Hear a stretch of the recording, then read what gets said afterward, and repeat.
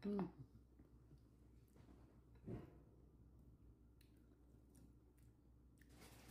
Mm.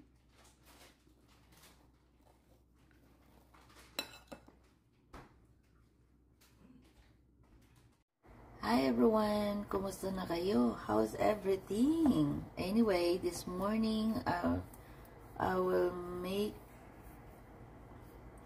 dessert. So, mayroon tayong fruit cocktail. At mayroon tayong another fruit cocktail na mango naman ang kanyang flavor or mango talaga. At may fresh mango tayo. So, ayan. So, babalatan lang natin ang ating mangga. Napakahinog na mangga.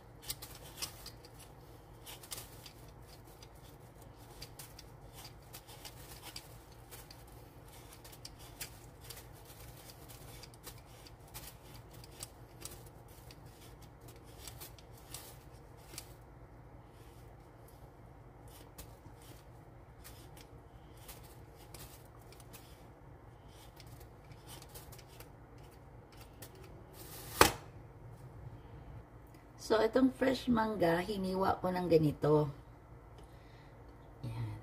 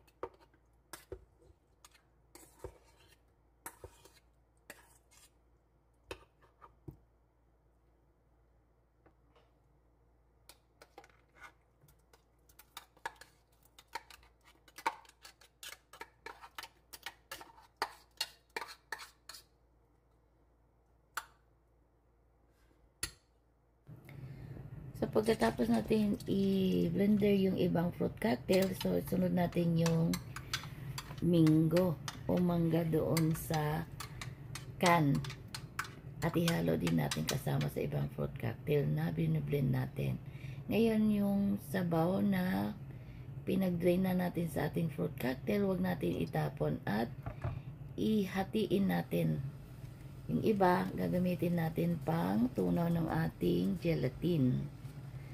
So, make sure natin yung ating gelatin na matunaw talaga siya.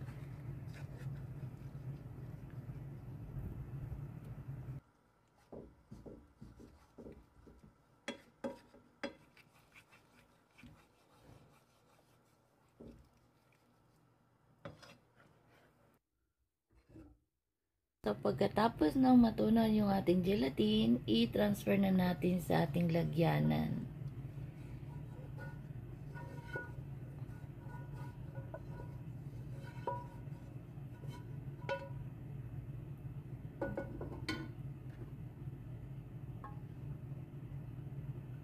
Tapos, ilagay na rin natin yung natirang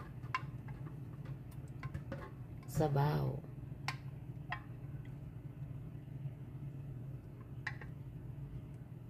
Ihalo natin doon sa ating biniblend na fruit cocktail. So, i-spread lang natin yan.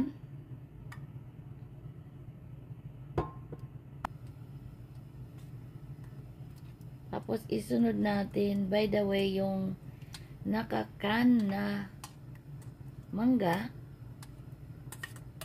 ang ipang prutas din, hindi ko blend na lahat para may buo pa rin siya.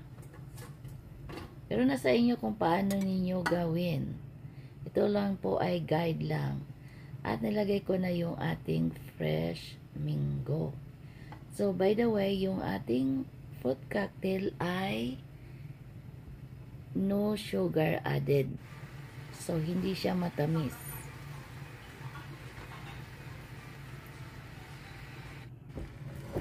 So, by the way, yung kunting natirang sauce sa ating fruit cocktail, nilagyan ko ng kunting asukal.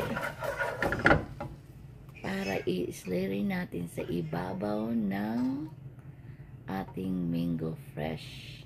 Ayun. Para may kunting tamis.